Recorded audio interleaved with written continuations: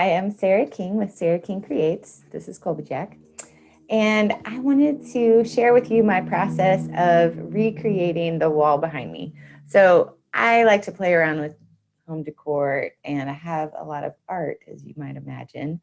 So I'm thinking this wall is going to be my next one to try to do a gallery wall installation. So I will record the process for you for today's Make It Monday in case you want to do similar in your house.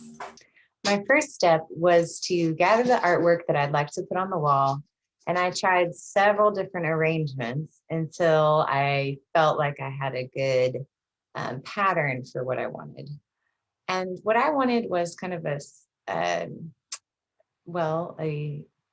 let's say a collage of different colors and textures. So for example, I have 2 shadow boxes on there that have things from my old business, and they're both bright gold. So I knew I needed to spread them out, as well as I have some paintings, some that are darker, some that are very bright colors.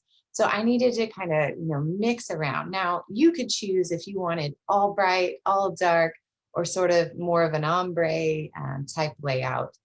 I'm going to try this one because I had a very eclectic mix of things that did not have a home on a wall in my house.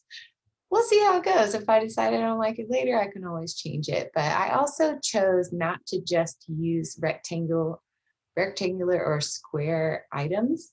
You'll see that I have an S on there. I have a wreath that I made out of magazine. I also have the word create. And I chose those intentionally because I liked the mix of some things with round edges and some with the lines.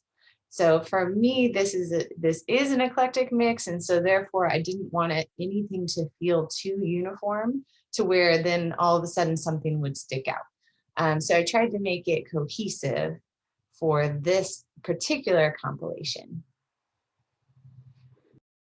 One note on this is I have a hanging plant on the wall. So I measured how far down that went, and I laid out the piece of paper in this picture is actually the placeholder for where the plant is so that I could sort of imagine what I'm working around. So I would encourage you to do the same. If there's something that is stationary on your wall that you don't want to move, just put something to kind of hold the space. So you could draw this out on paper if you have an idea. For me, it worked best to lay these photos and pictures and artwork out on the floor in front of the wall that I was working with. So when I looked at this, then I could look straight up ahead of me, see the wall, go down and with my head and look at the ground. So the tricky part now is going to be able to translate this up onto the wall. So some tools that I use are a ruler, a level, sometimes if I can't eyeball it and see where the picture is level.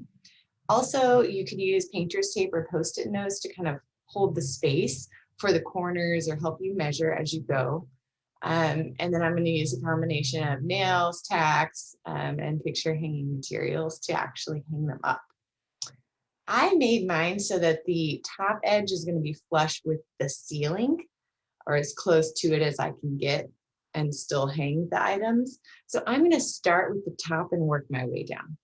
If your gallery wall is not going all the way up to the edge of yours, then it might be a good idea to just first measure the area, the total area that you want to hang things between, and give yourself some guides. So I would use painter tape or Post-it note to mark the corners of where you want the entire scene to fall within. So that way, as you're working, you'll know that you didn't get carried away on one end.